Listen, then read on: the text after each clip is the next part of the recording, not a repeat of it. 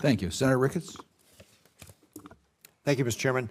Dr. Kengesong, the University of Nebraska Medical Center has one of 3 biocontainment facilities in the country and the only federally funded quarantine space.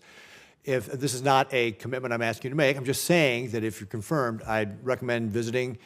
They were instrumental in taking some of Ebola patients from Africa, Americans who had been infected with Ebola, and treating them here in the United States, as well as some of the first COVID patients as well. So certainly worth your time, if you're confirmed, to make a visit. Not asking you to make a commitment, but keep in mind. Ms. Sari, so within OES, the Office of Science and Technology Cooperation oversees our STAs, as I was talking about before. The U.S. has 60 of these with countries like Canada and Japan. However, I'm sure you'll agree that the STA with the People's Republic of China is different. In my opinion, frankly, China's been playing for us for a fool for 3 decades now. It's an adversary. They practice civil-military fusion to leverage their civilian and commercial resource for military and defense purposes. And the evidence suggests they're going to continue to look for opportunities to exploit partnerships organized under the STA to advance their military objectives. In February, the Biden administration and Beijing agreed to extend their STA for another 6 months to continue negotiations. So I want to ask you a few simple questions I hope we can agree on. Do you believe that Congress should be able to provide the necessary oversight on an STA with the PRC? Senator, thank you very much for your questions and expressing the concerns you have with STA with PRC. I appreciate that.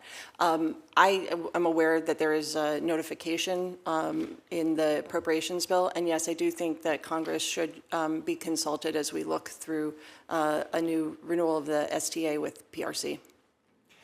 Great.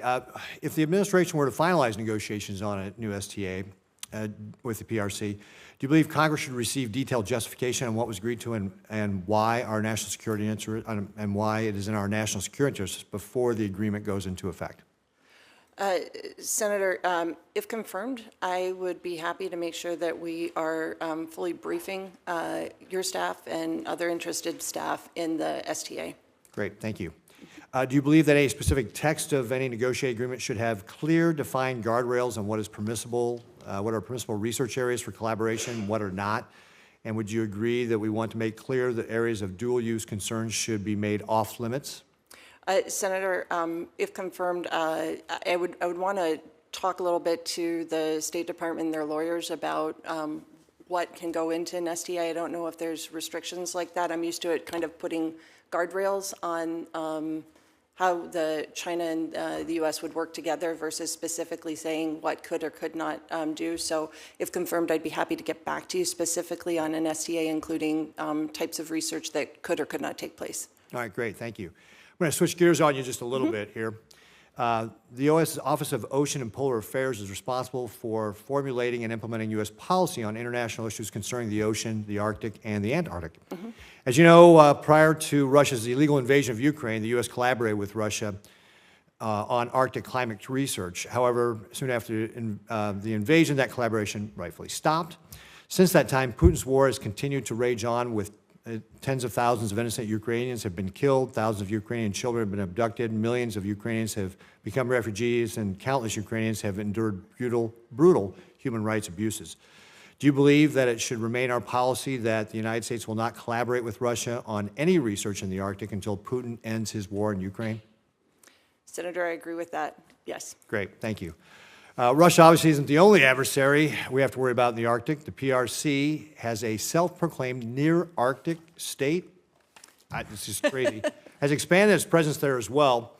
For decades, Russia has actively excluded the PRC and other non-Arctic countries from playing a role in its backyard. However, since Russia's illegal invasion of Ukraine and Putin's no-limits partnership with Xi, Russia has been forced to embrace an increased PRC role in the Arctic. Last year, we saw the PRC begin to send personnel to research stations located in Norway's Svalbard and in Iceland after a lengthy hiatus. We saw Russian Coast Guard sign an Arctic cooperation agreement with the China Coast Guard. And we saw the PRC's Polar Research Institute make startling announcement that it plans to deploy listening devices on a large scale in the Arctic Ocean. In your view, how should the United States respond to the PRC's growing research and other activities in the Arctic, and how should U.S. policy on this question take into account increased cooperation between Russia and the People's Republic of China?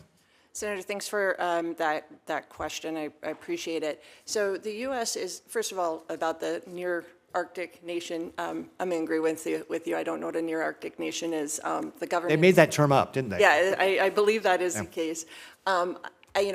Arctic governance should be with the Arctic nations. The U.S. is in a very important Arctic nation.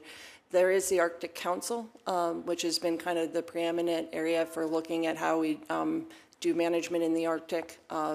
With Russia's illegal invasion of the Ukraine, the U.S. and other countries paused participation.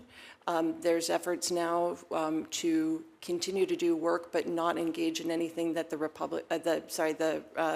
Russians are taking part in. I think one of the very significant things that the U.S. recently did was extend its continental shelf.